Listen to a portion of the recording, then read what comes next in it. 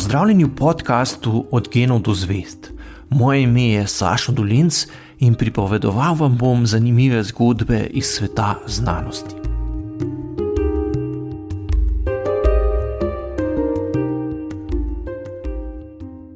V 19. stoletju, ko je bilo območje današnje Slovenije del Avstrijskega cesarstva, so se za nekatere nadarjene mlade učenjake odpirale razmeroma ugodne možnosti za napredovanje po družbeni lestvici. Šolski sistem je znal prepoznati talente in jim omogočiti nadaljnje izobraževanje. Med njimi je bil fizik Jožef Štefan, ki je izhajal iz revne družine na Koroškem, a se je povzpel do vrha družbene lestvice in postal eden najvidnejših znanstvenikov v cesarstvu. Uspelo mu je doseči vse, kar je bilo za intelektualca v tistem času mogoče. Podobno bleščečo kariero je imel tudi matematik Josip Plemelj, ki je postal priznan znanstvenik in s svojimi raziskavami izdatno prispeval k napredku matematike. Oba sta bila rojena slovenskim staršem, obiskovala lokalne šole in kasneje zaradi svoje izjemne nadarjenosti nadaljevala študij na Dunaju. Vendar obstajajo med Štefanom in Plemljem tudi pomembne razlike. Štefan je v določenem trenutku prenehal pisati v slovenščini in se povsem posvetil karieri v nemškem akademskem okolju, ki je takrat veljalo za eno najbolj aktivnih na svetu. Danes je edini Slovenec, po katerem se imenuje kateri od fizikalnih zakonov. Plemljeva pot je bila drugačna. Čeprav se je njegova kariera začela v germanskem akademskem okolju, kjer je hitro postal priznana matematična avtoriteta, se je po prvi svetovni vojni odločil za vrnitev v novo ustanovljeno državo Slovencev, Hrvatov in Srbov. Po povratku je igral ključno vlogo pri vzpostavljanju visokošolskega študija v slovenščini. Njegov prihod v Ljubljano je bil prelomen za razvoj ljubljanske univerze in za prihodnje generacije slovenskih matematikov, fizikov in drugih znanstvenikov. Vendar je imela ta odločitev svojo ceno. Z odhodom iz tedanjega centra znanstvenega dogajanja je izgubil neposredni stik z vodilnimi matematiki svojega časa, zaradi številnih obveznosti povezanih z vodenjem univerze in izvajanjem študija, pa je imel tudi manj časa za poglobljeno raziskovalno delo. Dogodkov po prvi svetovni vojni se je Plemelj spominjal v predavanju, ki ga je imel kmalu po drugi svetovni vojni na prvem kongresu Zveze društev matematikov, fizikov in astronomov Jugoslavije na rodnem Bledu.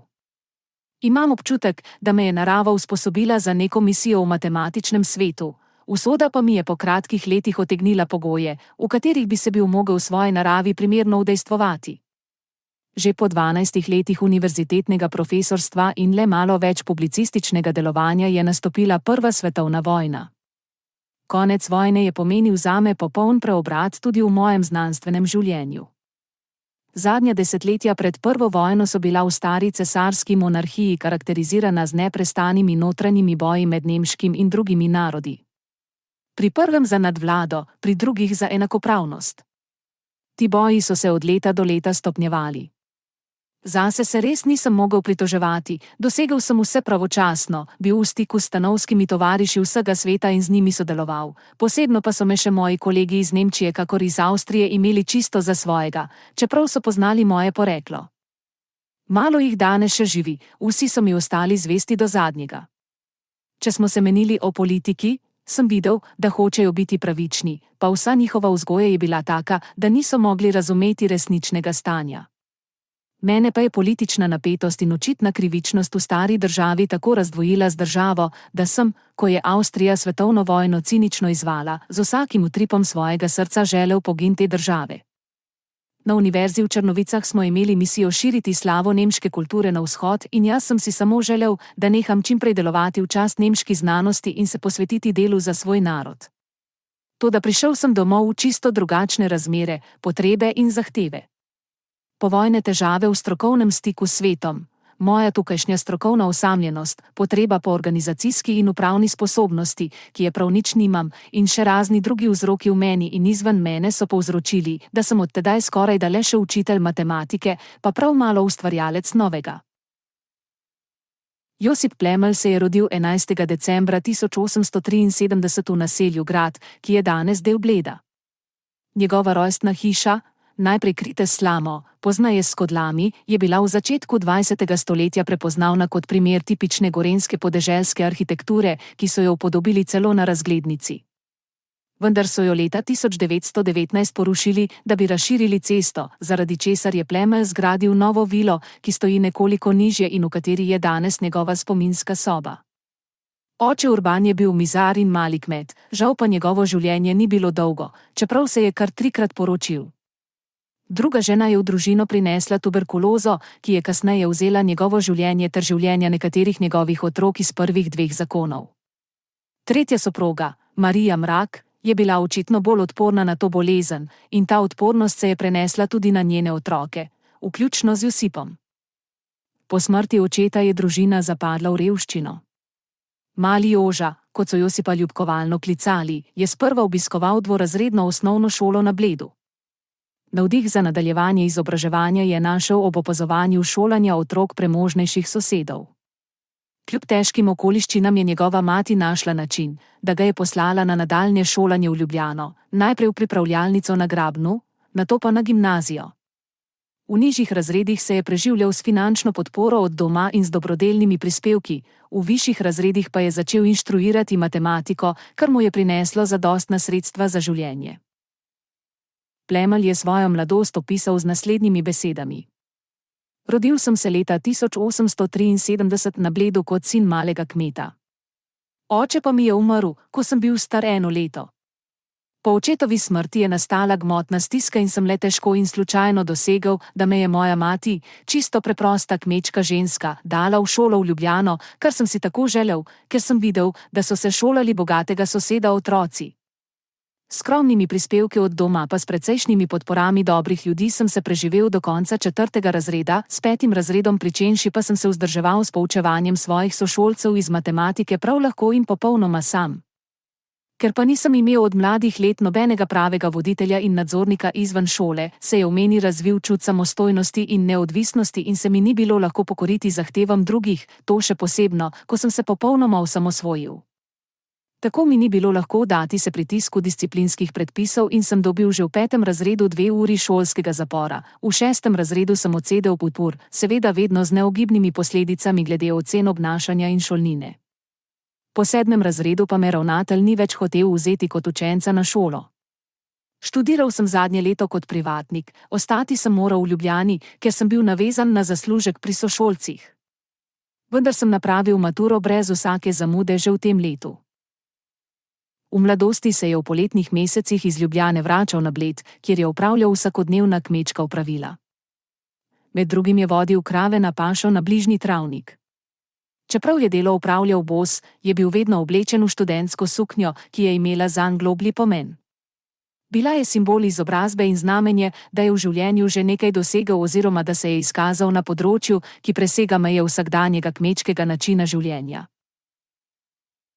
Kot je sam priznal, njegova življenjska pot ni minila brez zapletov. Kot neodvisen in samostojen mladenič, ki je odraščal brez očeta, je imel težave s šolsko disciplino. Pogosto je zahajal v gostilne, kar je bilo takrat za gimnazijce strogo prepovedano. Zaradi tega je večkrat pristal v šolskem pridržanju, zaradi slabih ocen iz obnašanja pa je izgubil možnost, da bi mu oprostili šolnino. Njegov položaj se je še poslabšal, ko je bil vpleten v incident, v katerem so dijaki, večinoma nemške narodnosti, vrgli klopco v ribnik v Tivoliju. Ker so bili vpleteni predvsem nemški otroci, je bil incident deležen velike pozornosti slovenskih medijev, zaradi česar je imel Plemelj težave z vodstvom šole in ni mogel nadaljevati šolanja na gimnaziji. Kljub temu je vztrajal in izobraževanje nadaljeval kot zasebnik najprej na gimnaziji v Novem mestu, nato pa maturiral na gimnaziji v Ljubljani. Že v mladosti je pokazal izjemno matematično nadarjenost. Do konca današnje osnovne šole je obvladal celotno gimnazijsko matematiko, kar mu je omogočilo, da je lahko inštruiral svoje veliko starejše sošolce pri pripravah na maturo. V tem obdobju je samostojno v Taylorjevo vrsto razvil 2 trigonometrijski funkciji, kar je bil za mladega fanta izjemen dosežek. V razredih, ki ustrezajo današnji gimnaziji, je spoznal profesorja Borštnerja, ki ga je poučeval fiziko in matematiko. Hitro je prepoznal Plemljev izjemen talent in ga pri pouku nikoli ni spraševal, ocene je postavljal le na podlagi pisnih nalog. Le če nihče v razredu ni znal rešiti določenega problema, so pred tablo poklicali Plemlja, da je problem elegantno rešil. Ko se je ozrl nazaj na svoja šolska leta v Ljubljani, je povedal: res je, da sem se bil že v prvih letih gimnazije zavedal svoje superiornosti v matematiki. Za to zavest so mi dali ne samo dijaki, ampak tudi učitelji dosti povoda. Snov iz matematike za vso gimnazijo sem obvladal konec 3. in v začetku 4. razreda in sem že, kolikor mi je bilo dostopno, posegal preko tega. Prevzel se pa kljub temu nisem nikdar, čutil sem se učenca med učenci, saj v humanističnih predmetih sem bil le srednji dijak. Ne bom prikrival, kdo nima nekaj samoljubja, da mi je zelo dobro delo, da so me dijaki tako respektirali, pa prav radi imeli. Še posebno pa mi je bilo všeč, da me je moj učitelj profesor Vincenc Borštner, ki me je dobil v 4. gimnazijskem razredu, takoj spoznal in očitno smatral, da sega moje znanje daleč preko razreda. S 5. razredom pričenši me tudi ni niti enkrat v vsej višji gimnaziji vprašal za oceno. Niti enkrat me ni klical pred tablo, kar je bila edina njegova navada, kadar je spraševal za oceno. Menda so mu zadoščali za formalno klasifikacijo pismeni izdelki. Predtem se je Plemelj v razredu, ki ustreza današnji osnovni šoli, pri matematiki zapletel v spor s profesorjem Vesterjem. Do nesporazuma je prišlo zaradi naloge, ki jo je profesor napačno rešil, nato pa ni priznal, da je Plemljeva rešitev pravilna. Profesor iz strahu za svojo avtoriteto ni želel pokazati popravljenih nalog, zato so morali dijaki kupiti nove zvezke.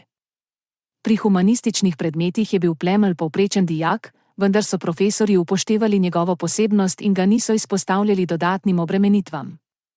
Posebej strog, a pravičen je bil učitelj latinščine, ki je učence temeljito naučil tega jezika. Plemelj je tako dobro obvladal latinščino, da je tudi na stara leta zlahka prebiral znamenito Gaussovo delo v aritmetične raziskave. Poleg tega je odlično obvladal nemščino, imel nekaj znanja francoščine, angleščino pa je razumel predvsem pasivno. Z višjo matematiko se je začel intenzivno ukvarjati v času, ki bi po današnjih merilih ustrezal prehodu iz osnovne v srednjo šolo. V takratni provincialni Ljubljani je bilo težko priti do kakovostne matematične literature. Kljub temu je v lokalnem antikvariatu naletel na dragoceno najdbo z naslovom Višja matematika. To delo, objavljeno v nemščini okoli leta 1830 v 3 zvezkih, je zajemalo teme kot so diferencialni in integralni račun, diferencialne enačbe in variacijski račun. Hitro je preučil vse 3 zvezke, vendar je bil razočaran, ko je odkril formule za razvoj funkcij, ki jih je neodvisno našel že nekaj let prej. Poleg matematike ga je zelo zanimalo tudi naravoslovje, zlasti astronomija. Kot dijak je študiral nebesno mehaniko in zaradi svojega izjemnega vida rad opazoval zvezde. Mama seveda ni kaj dosti razumela, s čim se je ukvarjal, zato je njegov študij matematičnih knjig nekoč opisala z besedami: samo gor v sobici sedi, pa neke kavlje riše. Pričemer so bili kavlji, ki jih je risal, najverjetneje integrali, eno od osnovnih orodij v matematični analizi. Po maturi je jeseni 1894 odšel na Dunaj, kjer se je vpisal na filozofsko fakulteto in študiral matematiko, fiziko in astronomijo. Na Bledu si je od znancev izposodil denar, da je lahko plačal pot in začel študirati. Njegovo izjemno nadarjenost je kmalu opazil profesor Gustav von Escherich, vodja oddelka za matematiko in eden vodilnih matematikov avstrijske matematične šole na področju matematične analize v tistem času. Po prvem mesecu študija ga je povabil na pogovor, na katerem je Plemelj razložil svoje samoizobraževanje iz knjig in izrazil željo, da bi postal astronom. Escherich ga je vzpodbudil k študiju matematike, saj bi se lahko kot matematik ukvarjal tudi z astronomijo in hkrati razmišljal o univerzitetni karieri.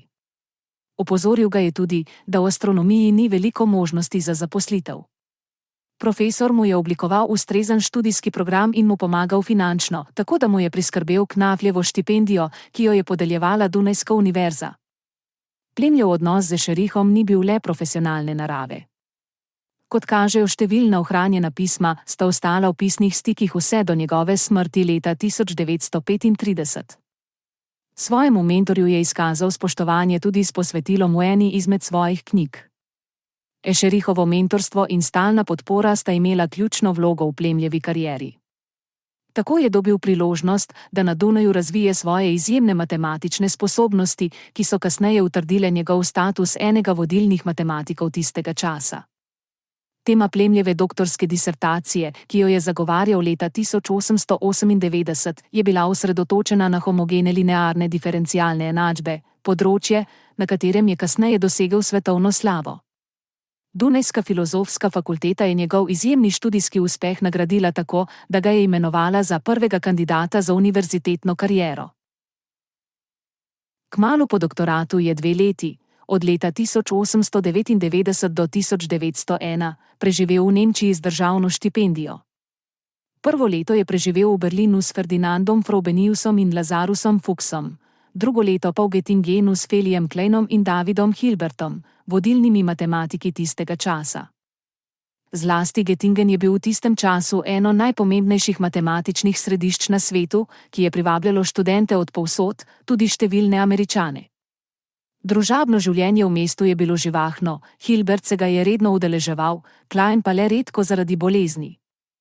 V tem obdobju je Plemelj spoznal številne mlade matematike in z nekaterimi od njih ostal v prijateljskih stikih vse življenje. Jeseni 1901 se je vrnil na Dunaj, kjer se je zaposlil v enem od uradov dvorne knjižnice. Položaj mu ni določal posebnih obveznosti, zato se je lahko osredotočil na znanstvene raziskave. Delo v tej ustanovi je bilo nekakšna odskočna deska na poti do univerzitetne kariere, saj so bila univerzitetna delovna mesta v tistem času strogo sistematizirana in je bilo treba počakati, da se je kateri od profesorjev upokojil. Novembra 1901 je na svoji matični fakulteti vložil prošnjo za habilitacijo in kot dokaz svoje usposobljenosti predložil 3 članke o linearnih diferencialnih enačbah. Kljub temu, da pridobljeni status privatnega docenta ni pomenil plačane službe, mu je omogočal, da je lahko predaval na univerzi. Leta 1907 je doživel prelomni trenutek v svoji akademski karieri, saj so ga imenovali za izrednega profesorja matematike na Univerzi v Črnovicah, na vzhodnem robu Avstro-Ogrske v današnji Ukrajini. Univerza v Črnovicah je bila ustanovljena leta 1875 ob 100-letnici priključitve Bukovine Habsburški monarhiji in je imela 3 fakultete, teološko, pravno in filozofsko.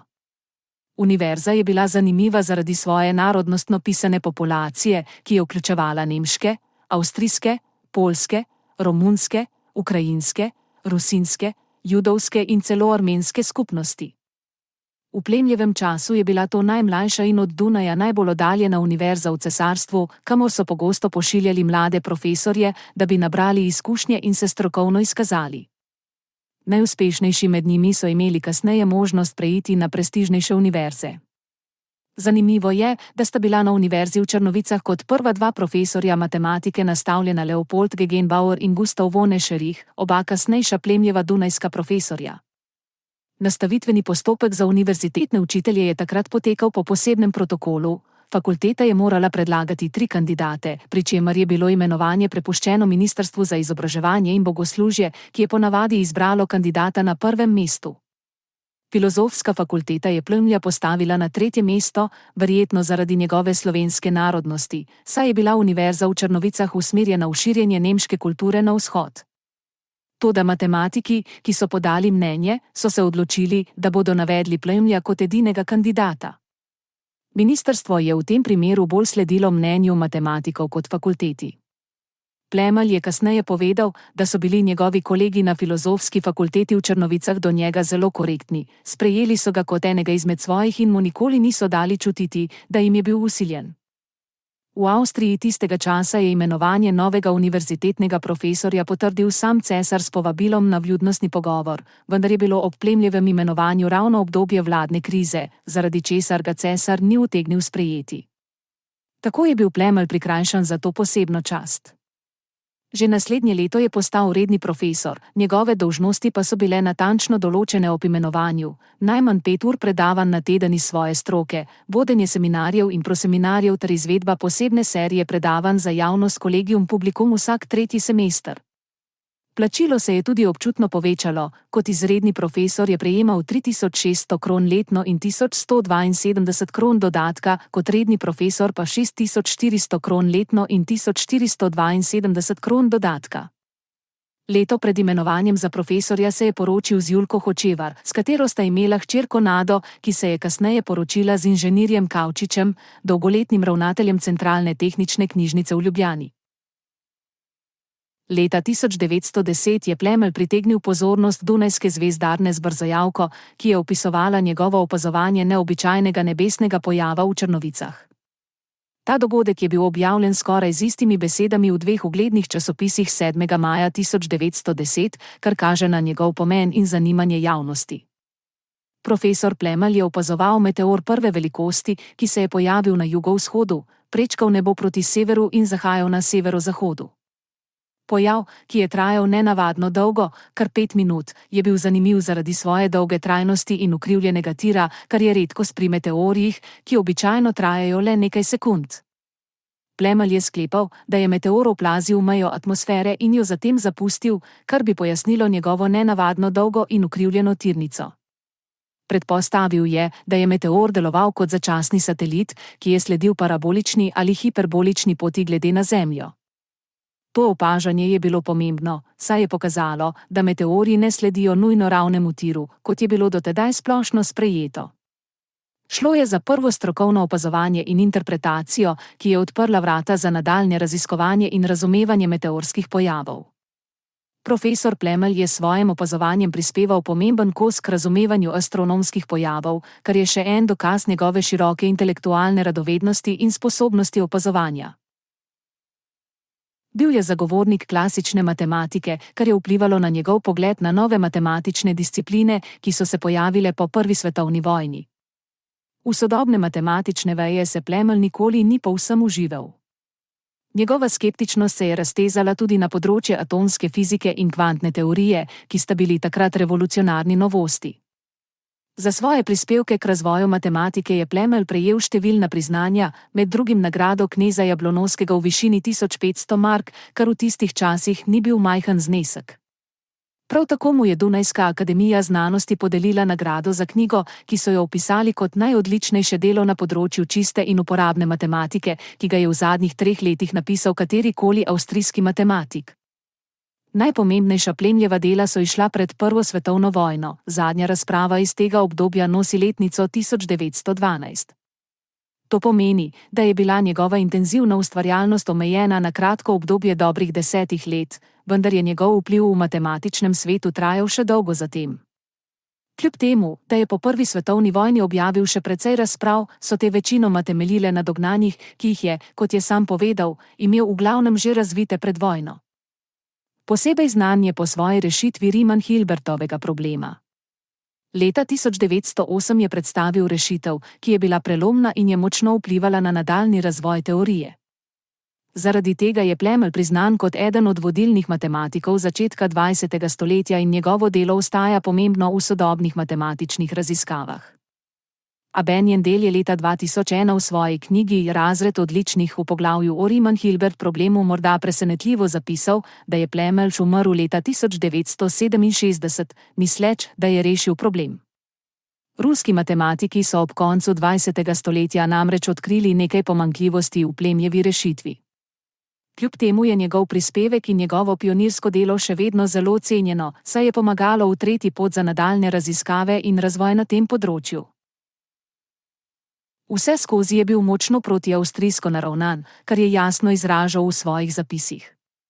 Politika stare monarhije, ki so jo zaznamovali nenehni boji med nemškimi in drugimi narodi, ga je močno razočarala. Zaradi odkritih političnih stališč ga je avstrijska tajna policija med vojno označila za politično sumljivega.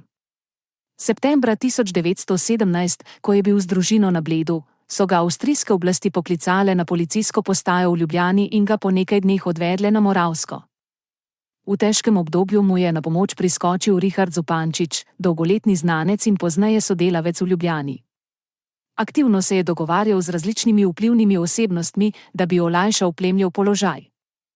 Prizadevanja so se obrestovala, saj so ga spomladi 1917 oblasti premestile na varnejši Dunaj, kjer je do junija 1918 služil pri Zupančiču v vojaški tehnični službi. Vrnitev mu je močno olajšala življenje in mu omogočila, da se je izognil najhujšim posledicam vojne. Pogosto je izrazil mnenje, da bi se v celoti posvetil politiki, če bi imel le govorniški talent. Njegovo politično prepričanje je bilo v predvojnem smislu napredno, saj je na Dunaju in v Črnovicah volil socialiste. Dolgo je z naklonjenostjo spremljal dogajanje v Sovjetski zvezi, zlasti njen gospodarski vzpon, vendar je bil razočaran nad politiko Stalina, zlasti po zimski vojni s Finsko. Čeprav je bil narodno zavedni Slovenec, pa je dolgo časa verjel, da so vsi Jugoslovani en sam narod in da je slovenščina le narečje. Po razpadu Avstro-Ogrske se je vrnil na Bled in se odločil začeti novo poglavje v svojem življenju. Kot član Univerzitetne komisije ljubljanske deželne vlade je sodeloval pri ustanovitvi prve slovenske univerze. Zastopal je liberalna in jugoslovanska stališča ter nasprotoval ideji, da bi bila slovenščina edini učni jezik. Kljub temu je pozneje kot profesor predaval v slovenščini, aktivno razvijal slovensko matematično terminologijo in sodeloval s kolegi, kot je Fran Ramovš, v razpravah o jezikovnih vprašanjih. Avgusta 1919 je bil imenovan za rednega profesorja na Univerzi v Ljubljani in izvoljen za prvega rektorja nove ustanove, kar je bil velik poklon njegovemu delu in ugledu. Na Filozofski fakulteti in kasneje na Naravoslovni fakulteti je mnoga nadaljnja desetletja predaval matematiko. V pokoj je odšel leta 1957, vendar je bil kot honorarni profesor dejaven še nekaj let po upokojitvi, tako da je v predavalnici praznoval tako 80-letnico kot tudi 100. semester izvajanja predavanj. Njegov prihod na Ljubljansko univerzo je pomenil prelomnico za razvoj matematike v Sloveniji.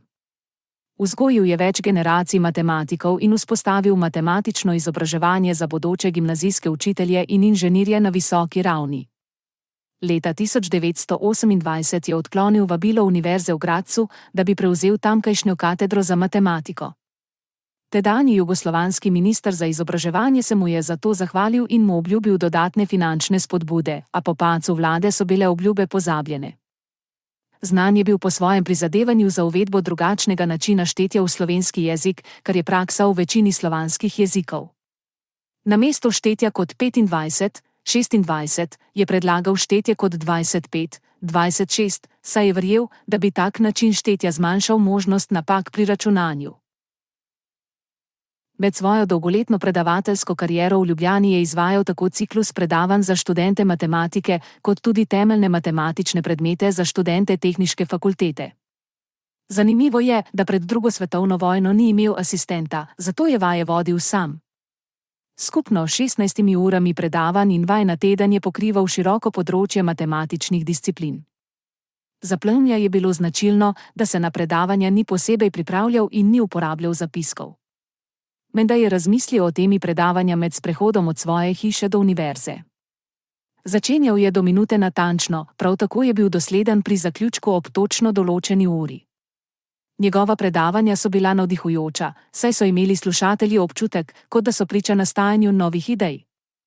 Tudi najtežje pojme je znal razložiti na preprost in razumljiv način. Uvedel je preizkusni kolokvij po prvem semestru, s katerim je ocenil sposobnosti študentov za nadaljnji študij. Tistim, ki po njegovem niso imeli smisla za matematiko, je svetoval, naj se preusmerijo na druge študije.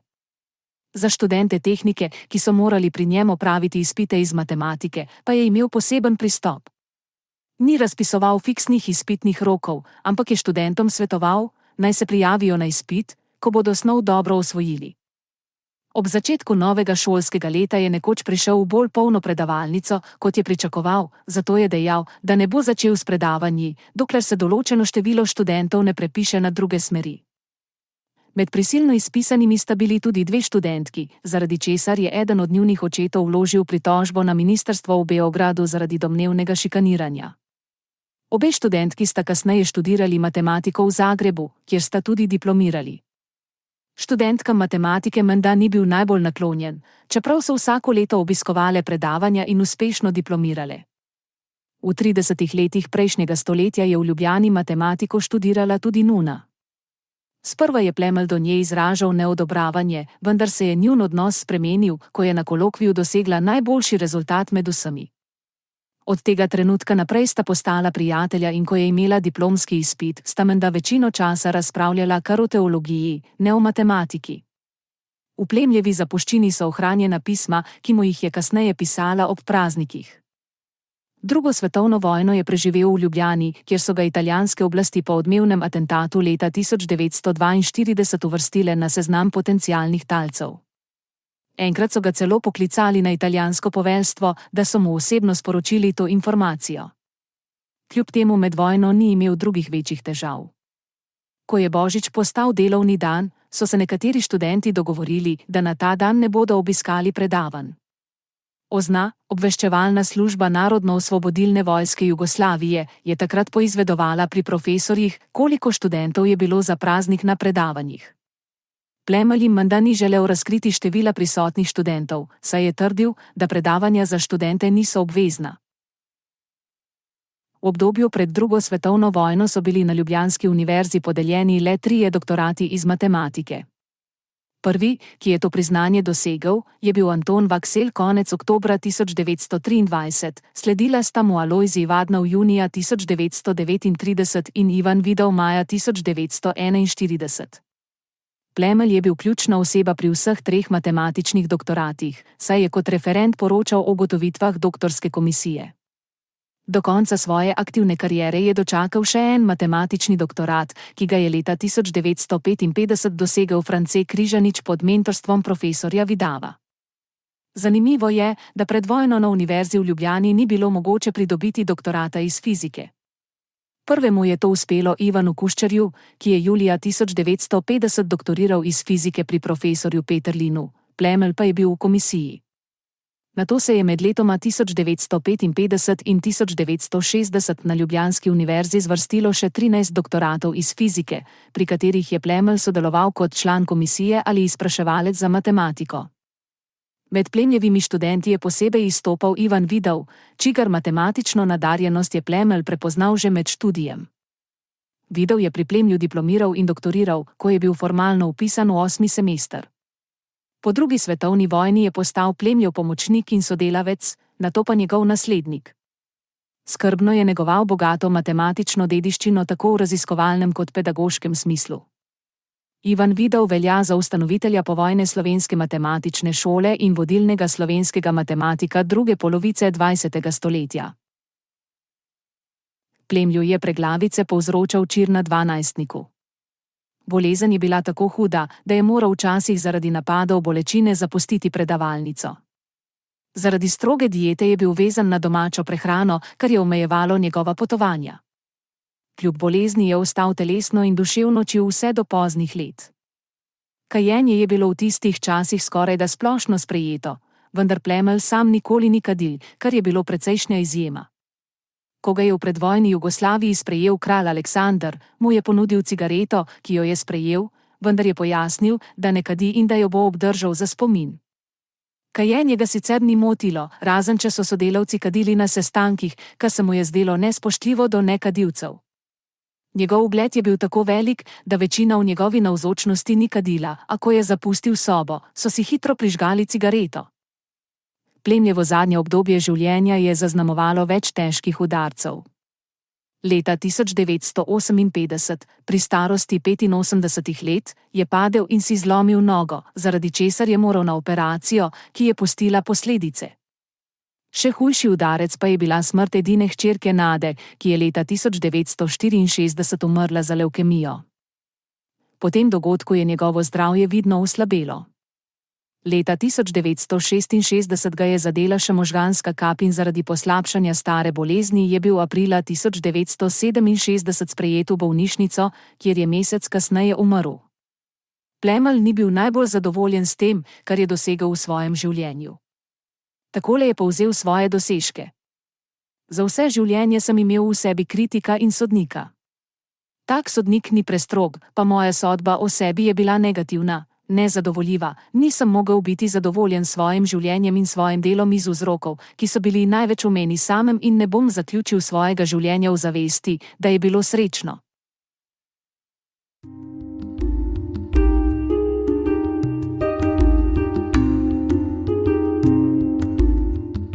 To je bil podcast Od genov do zvezd.